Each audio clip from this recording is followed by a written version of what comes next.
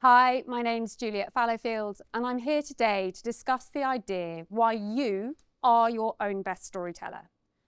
First question for you guys, hands up, who'd like to come up here on stage right now and share your story? No hands, or maybe one. Second question for you, can you think of somebody in the world who is better placed to tell your story than you? Very few hands too. Interesting. So what we know in this room today is that you know your story better than anyone else, but you may not have the confidence or tools to tell it, or even think anyone might want to listen.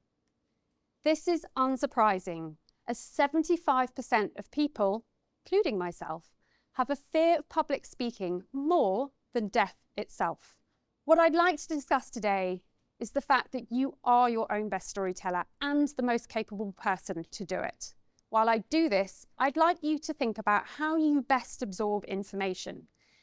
If you were presented with a textbook, a fact sheet, or an unrelatable, monotonous monologue, would you listen?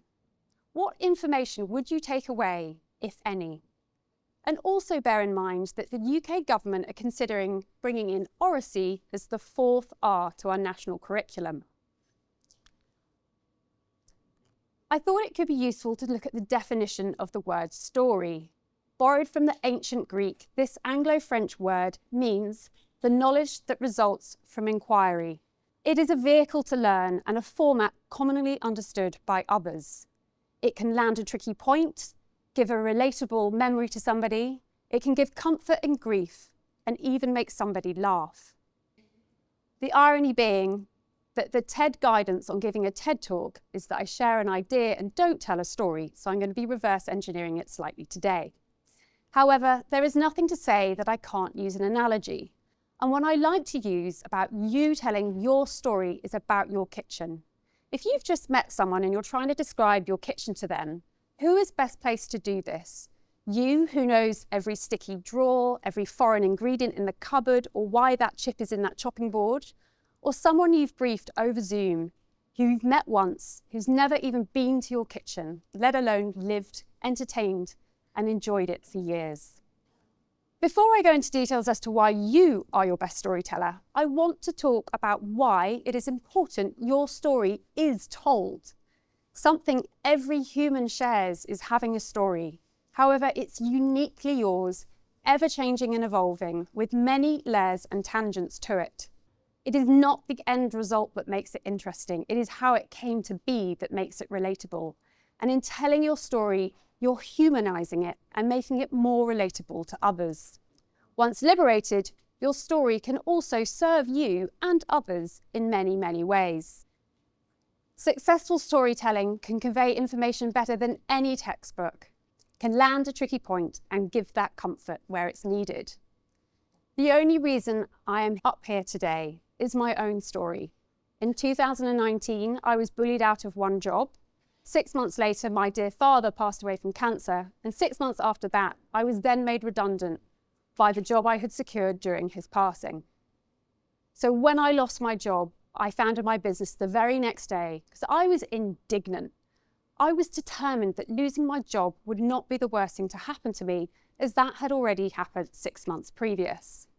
Another point to make on storytelling is it's a two-way street. You can only control one side of the dialogue. You can't control how that is digested, and that's okay.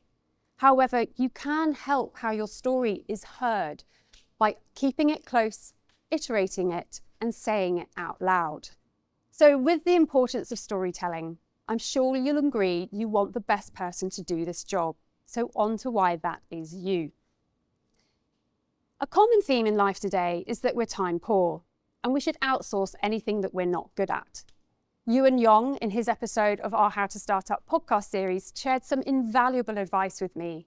Any thoughts that recur regularly in your mind, you should automate, delegate, or solve.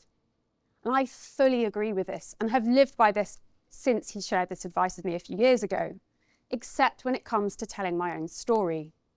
I am very happy to outsource my business finances to my accountant. My accountant will always be the technical expert on that. Same with seeking legal advice. However, telling my own story, I am always going to be the best person placed to do this. I am my own technical expert. Except I did grow up blushing when anyone ever looked or spoke at me, so I get why you wouldn't want to come up here with me today. However, in realising the power of telling my story, I've embraced the blush and the heart palpitations. I've quietened those imposter thoughts and cracked on with it, with the hope that in doing so, I'll encourage others to do the same. A common misconception is that you should outsource your storytelling to communications professionals. However, very quick show of hands, whoever's gone for a run, cooked a meal, or taken a photo. Almost a full house. 58,000 people ran the London Marathon in 2023. 1.3 billion images are uploaded to Instagram on a daily basis. And recent research in 2024 indicates that UK citizens cook a meal for their family from scratch on a weekly basis. So you do not have to be a professional to try your hand at these things, and practice makes perfect. While you may not be a communications professional, speaking as one with 25 years experience working for the world's most renowned luxury brands, I can guarantee that you will tell your story better than anyone like me. Only you can recollect those first-hand lived experiences. From a chance meeting that led to a big life change, to what your darkest days have taught you, to where you find your inspiration, you have these stories at your fingertips. And in sharing your story, you're humanizing it, and it will resonate further with others. PR is also commonly misunderstood. Often referred to as a dark art, we're constantly bucketed in with car salesmen, real estate agents, and recruiters. However, I can confirm that PR is not all long lunches, air kisses, and gift bags. It is a nuanced skill anchored in storytelling. And in this context, I'd like you to consider the P in PR as public relations and not just press relations or going after editorial in magazines and newspapers. In owning your story, you are doing your own PR. In our time today, I'm limited to how much I can demystify it. However, I can guarantee that you'll be more accurate with the detail and efficient with time. As soon as you start delegating your storytelling to someone else, it becomes diluted, and you'll have to spend time to get it back on track. As humans, we have always needed to communicate, with the first evidence of communicating being 2 million years ago, and the first evidence of storytelling being 30,000 years ago in the Chauvet caves. As we've evolved, so has our methods of communications. The global telecom market size in 2023 was estimated at $1.9 trillion US. So we clearly still love to have a good chat. However, it is important that people do remember some of the things that we say. The day after redundancy, I decided to start my business. I scrambled to think of a name to present to Companies House, but I'd remembered back to when I was 10 and I walked into my father's workshop and said, "When I grow up, I'm going to take over your carpentry business." At the same time, I learnt what maiden names were and that my mum had had a different surname to my dad before she got married, which confused the 10-year-old version of me greatly. So when my father suggested against the takeover, I very promptly stated both my parents that when I start my business, I'm going to call it Dad's surname plus Mum's surname because I'm 50% of both of you. And to me, that made sense. In sharing this story, I hope to build empathy with my listener, that I lost my job, I'm a supporter of equality for women, and I'm recently self-employed. But mostly, they are more likely to remember the name of my business because they know the why behind it. If this is still not encouraging you to join me up here right now, I want to talk about what's happening in business. Storytelling is a hot topic in today's marketing age, with extreme overloads of content being produced, very crowded airspaces, and even harder times to get cut through.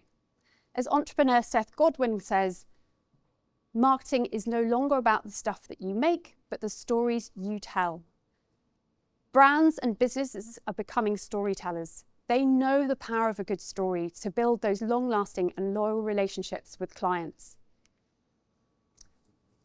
So you may be wondering where you should be starting with this. Firstly, ignore people on social media.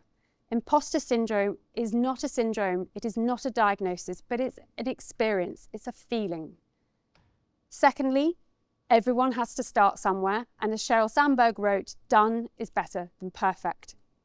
So if you can take away these 3 points today: 1, know who you're speaking to. In knowing your audience, you'll be more relatable. 2, know what you want to say. By keeping your key points to hand, you won't go off topic. And 3, know how much time you have to tell it. Less is always more.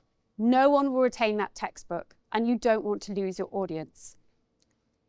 I hope by tabling this idea for discussion today, you know that you have an important story to tell.